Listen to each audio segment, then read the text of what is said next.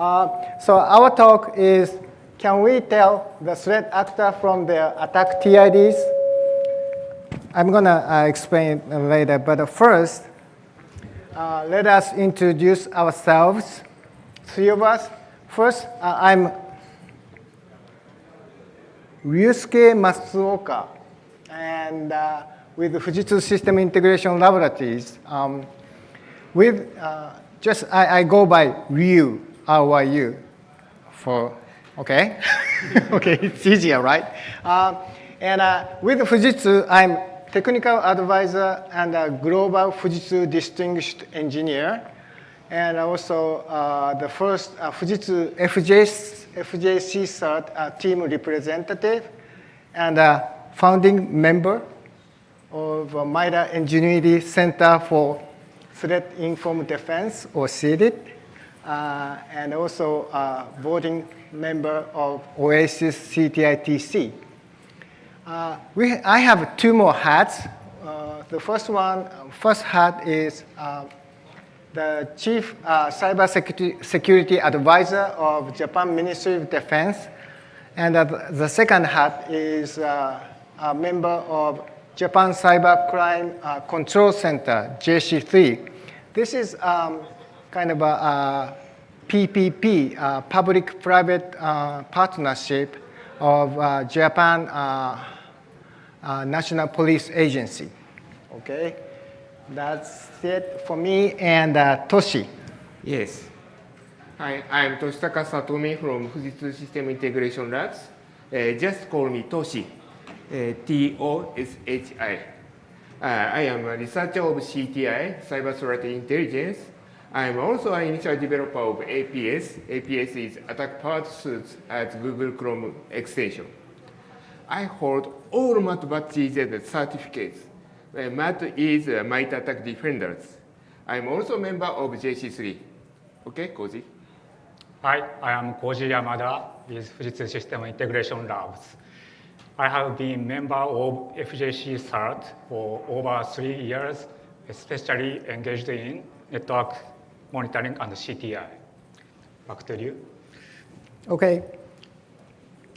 So the research question we posed is exactly the same as the title of this talk, which is, can we tell the threat actor from their attack TIDs? Basically, TID being a technique identifier. So it basically says that from observed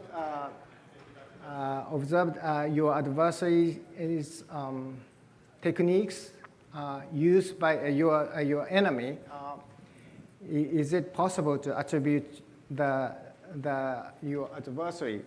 So, so why this question matters is that because attribution improves your cyber defense, and I would say significantly.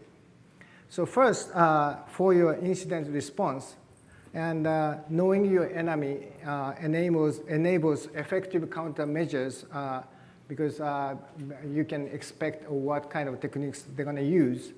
And also, when you do adversary emulation, this helps determine scenarios for red teaming and bust tools.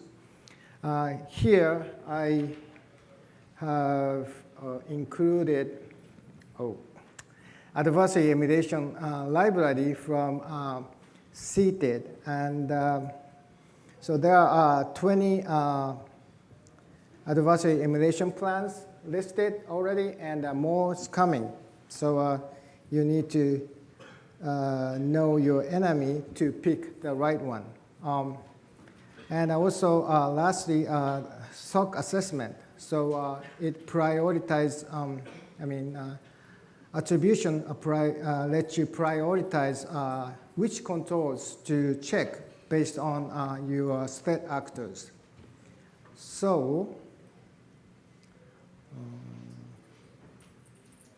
so why TIDs? So this is because we find TIDs everywhere these days. So this is a tool UI for recorded future, CrowdStrike, and FireEye. And in all those interfaces, in red boxes, the TIDs or attack techniques are readily available once they pick the cyber attacks in their tool. So you can find them here, or these days TIDs are in CTI reports. This one is from CISA, and they do a pretty good job to list techniques used, connecting them to attack techniques. And again, TIDs, are listed in this red box. Sorry, it's kind of difficult to use the mouse. Let me use this. Which button to press? Okay, much better. Anyway, so now what I would like to say is kind of attack techniques or TIDs are readily available, accessible for you guys. So our answer to the first research question is that we are still exploring this question, but as of now, it is not a complete yes, unfortunately, but I think we have obtained very promising results. That's current status, okay? So we come up with two approaches. One is using TF-IDF. This is a tick term frequency and inverse document frequency. And another one is decision tree. And let us go into each one in the following sections. So first, TF-IDF. So you may know about kind of a document. Anyway, eventually I go to a TF-IDF part. So when you go to MITRE attack page, you see the kind of top bar. There is a group tag, and you click it, then you're going to see more than 100 threat actors. And you click one of those threat actors, you see, for example, this is a page for chemistry, and there's a description of this particular threat actor and other things. And eventually, you'll find a section of the techniques that was used by chemistry. And this is like this. And so there's kind of titles, but also TIDs listed here. So we know, so from this, we have created group TID vectors. So for chemistry, in the previous example, for each technique, the one found in the attack group page, we will put 1 there, and then not found in techniques used for the group, we put zeros there. So do you know how many techniques are listed in attack database? Okay.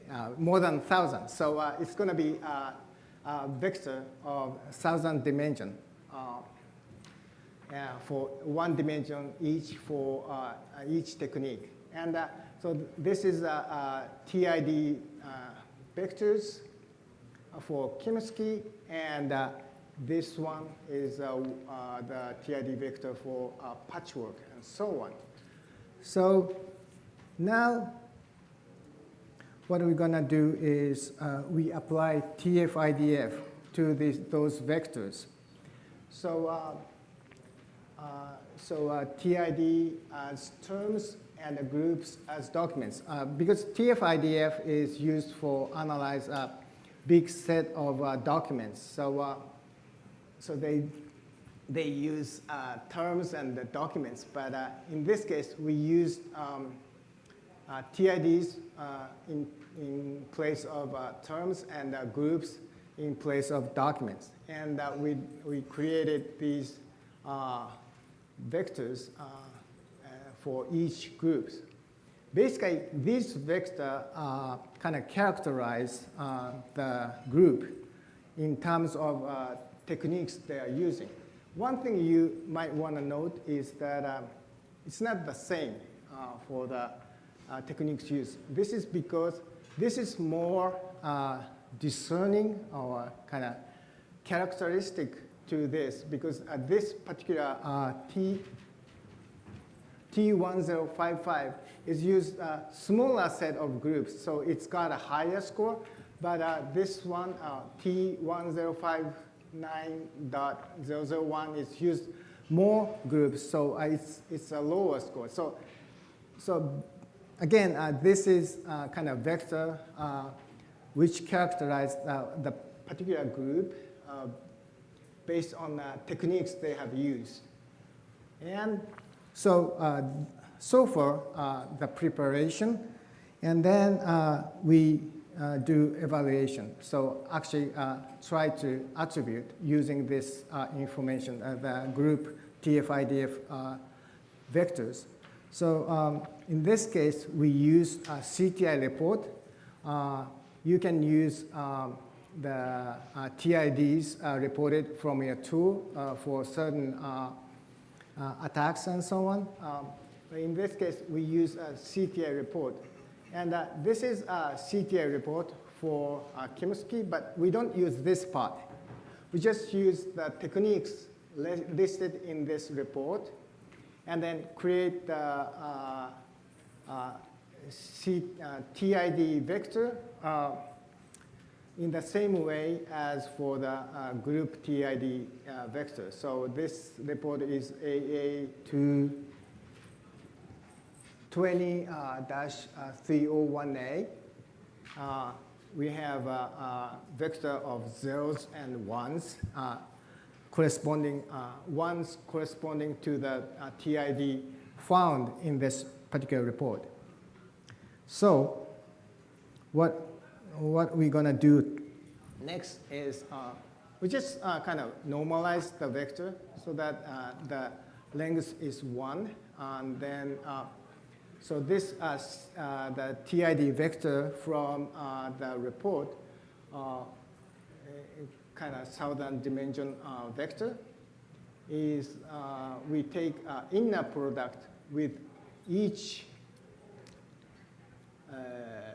vector, group TF-IDF vector, and calculate the inner product with this vector. And then you get the scalar value.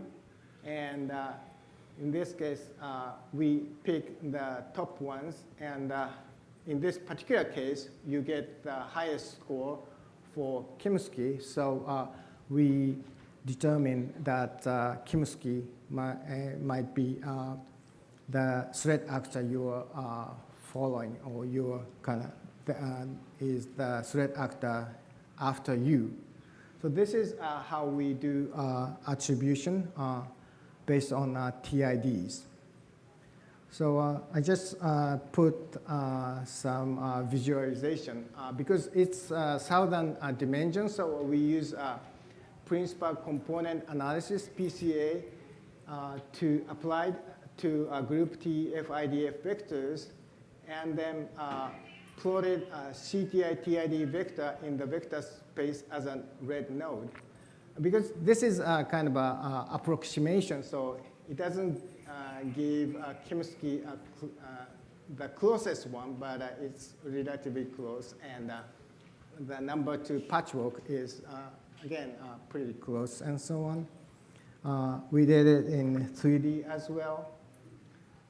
It doesn't help much, but I think that here's a red dot, and I believe 094 is which one? I forgot, patchwork or chemistry, so it should be. So the idea is that in the vector space, the TID vector of your observed TIDs, the group vector, group TF-IDF vector should become close for those likely your enemy. So evaluation so far is that CISA Kimsky report put Kimsky as a number 1, as we have already seen, and ESET Ocean Lotus report put APT32 or Ocean Lotus at the number 2 position. But when we tried APT32 Mandian report, this APT32 did not appear in top 30 for the report. And we looked into it, and then it seems the problem caused by groups with too few TIDs. So there are groups with very few TIDs only listed in attack. And also there are top 15 most cited TIDs. And this doesn't have much of a discerning capability. So everybody pretty much using it. So it doesn't help to determine the adversary. So we did a tuning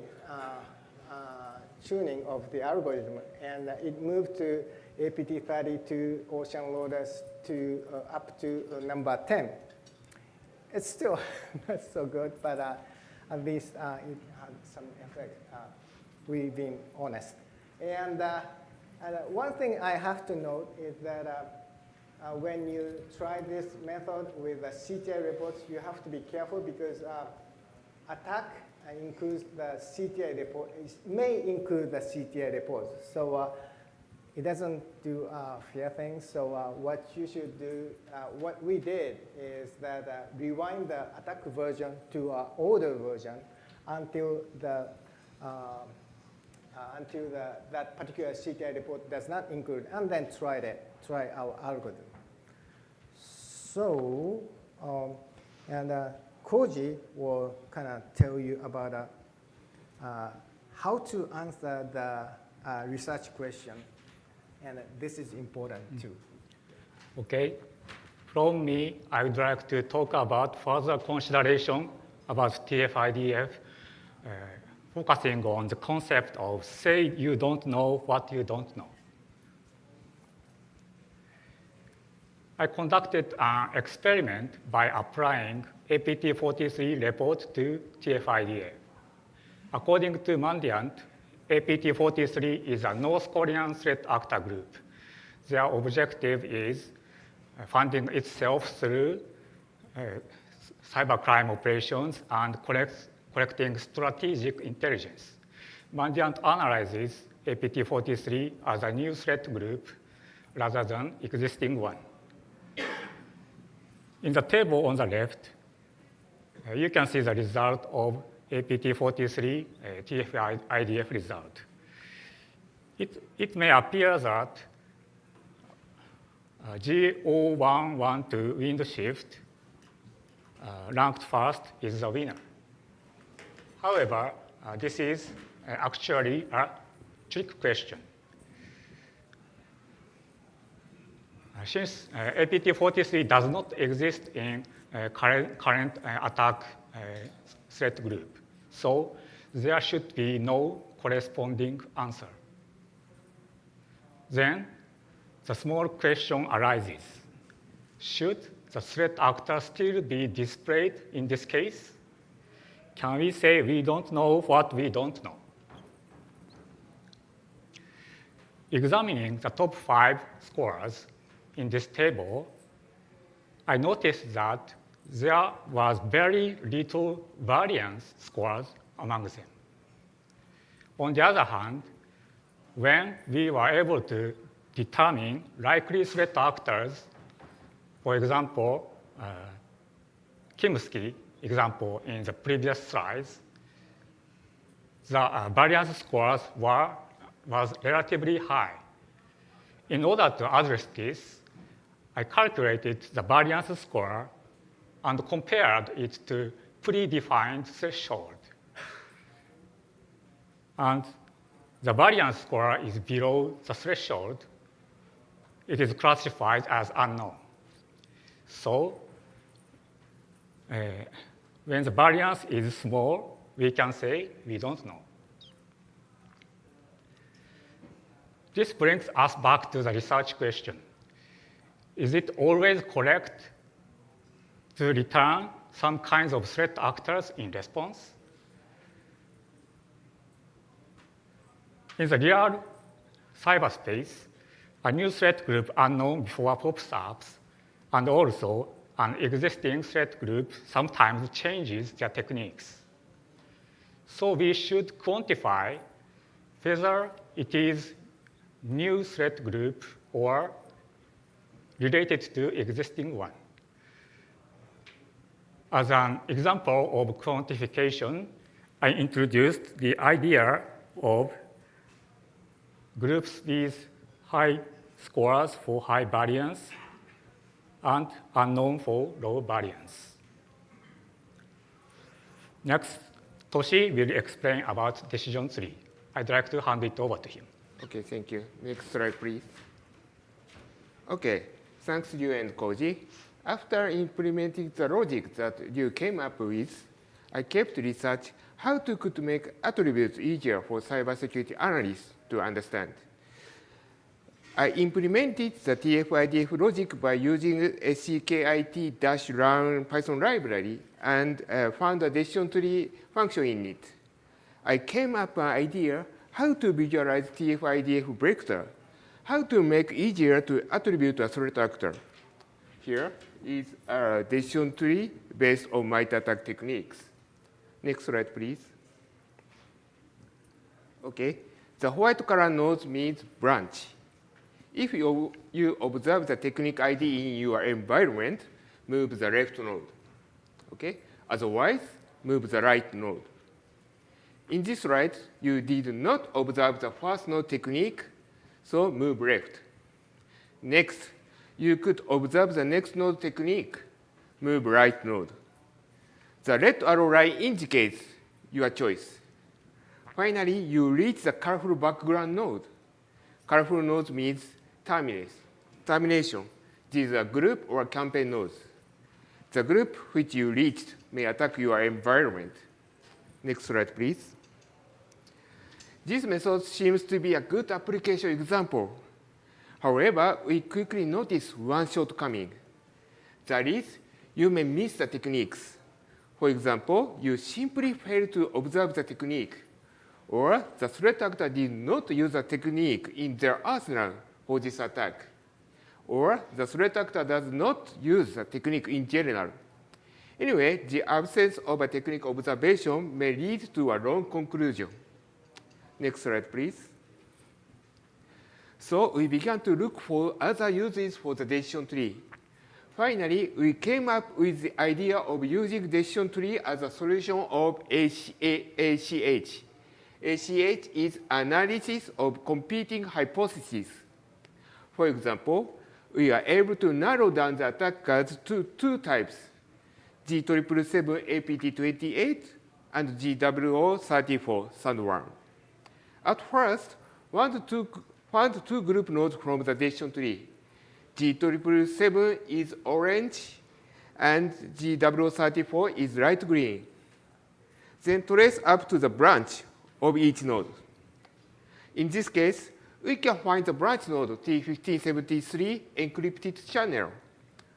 We may be able to realize the difference between APT28 and Sandworm, if they use encrypted channel or not. Okay, thank you. Back to you. Okay, so please let me summarize it. the presentation. And so we did, yeah, this is a presentation we did at FirstCon 20 virtual version. And we did our journey. We presented our journey of 2020. And at that time, we kind of find the treasure where human and systems or computer defenders share. So we kind of come up with the idea of sharing the information, sharing threat information intelligence between humans and computers, and made our TIP threat intelligence platform available as an open source. STIP is it. And okay, and we are now back and found a way to extract treasure from MITRE ATT&CK. And it is an enabler for attribution. I mean, it's still early stage, but for the research question, can we tell the threat actor from the attack TIDs? I think the answer is not a complete yes, but a very promising results. So the reason why we could take these approaches is that, first of all, the landscape has changed. And those changes enabled, so first changes are basically wider availability of observed attack TIDs in your tools and the CTI reports. And those changes enabled approaches like ours, TF-IDF, and decision tree. And basically, we think the merits of this is making threat actor attribution accessible for many more organizations, which will improve your cyber defense, and on the other hand, increases the exposure risk for your adversary. So our next journey, we think that we just started this journey, and our next journey or journey ahead is other evaluation methods. We use CTI reports, but we would like to use more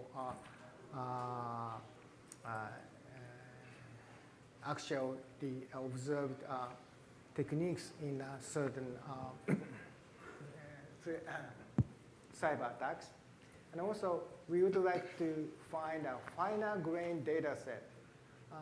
For example, attack campaigns recently introduced in attack instead of groups. Attack groups is kind of huge, and some are smaller groups intermixed, and also the result is from a longer period.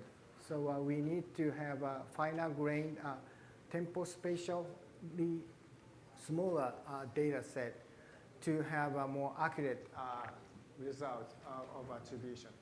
And we would like to utilize other elements like a software, titles, text of CTI reports.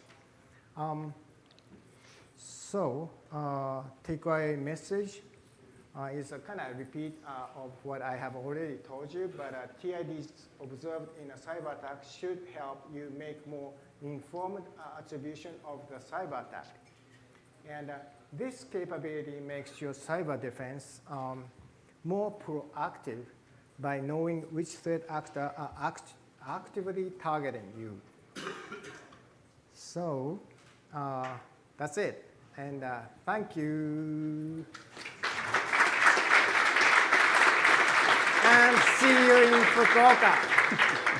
Thank you. Now Q&A.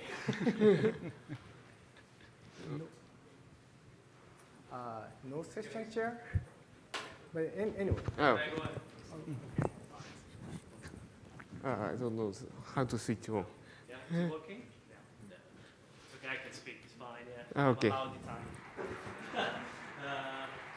I did a tool, so I use another approach. I think I published it last year, but I didn't really advertise it. But instead of using TF, I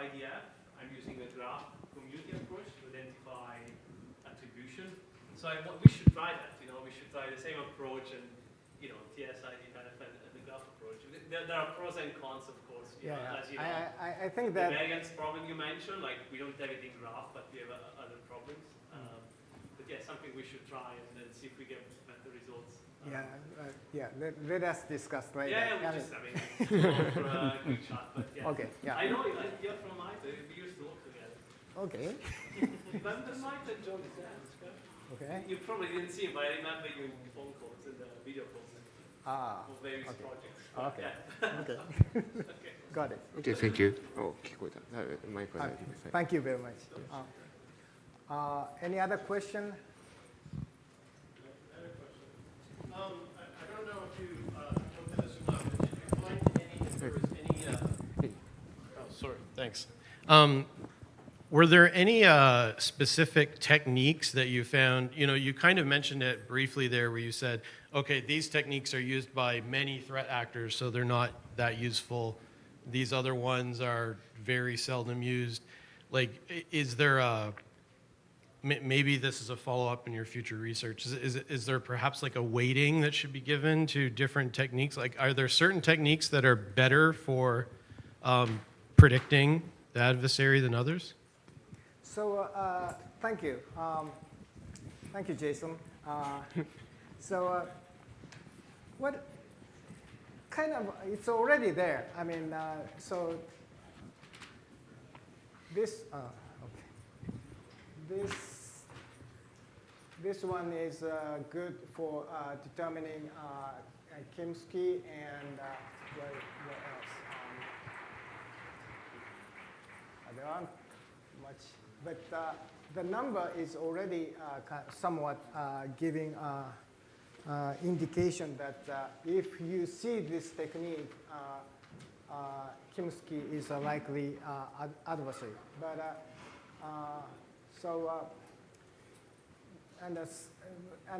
this vector approach will do a combination of those to make it more distinguishing.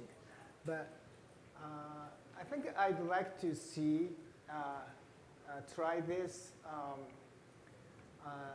try to see which techniques are most likely, most distinguishing. So this is a reverse of a top 15 sightings in attack things.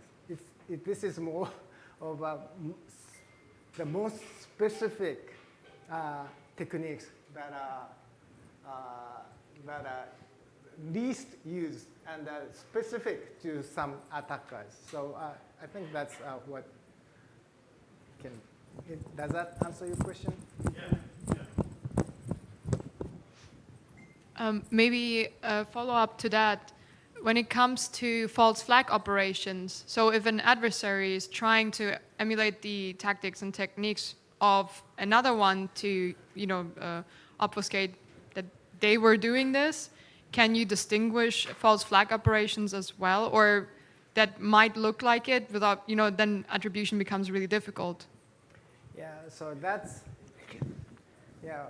really top nation state actors may do that, but kind of basically we are kind of assuming that it is very costly for those threat actors to change their techniques that they have accustomed to or have developed. So there is always that risk of misattributing.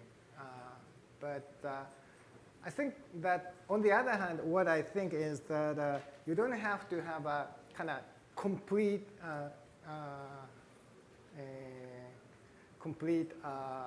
attribution. I mean, if you have kind of ideas of vague, this group might be after you, then and then if that particular threat actors are faking as another threat actor, they might use the same threat techniques. So still you might benefit from these kind of things. So yeah, I know the risk, but that's my current take on it. Thank you. Another suggestion, have you tried to use, because PCA, the problem with PCA is that it's good for linear relationships, but like I'm not sure like this is the case. Like have you tried to do like TS-SNE, like these nonlinear projection spaces where you can find, instead of PCA, right, you have these new techniques for nonlinear relationship. I'm just curious, you know, it's not an objection. I'm just I'm just we asking are out of open curiosity. to, Yeah. many Yeah. visualization. And, Yeah. It's not because it's already 1,000-dimension thing. Yeah, So yeah. it's not accurate anyway. Yeah. So Yeah. I'm open to many. I can tell, yeah. Let me TSNE know. is really good for when you have potentially nonlinear relationships, and you can do it in 2D or 3D. It's the same concept, but he is using another stochastic approach instead of assuming linear, you know, orthogonality between dimensions. So yeah, it's just something to try. Really, yeah. I'm a data scientist, so like I like to do these things. Thank you. Okay, Thank you. it's over 2:37, Oh, so. okay. Sorry to kept you here. Thank you very much. And Thank you. see you again. See you around.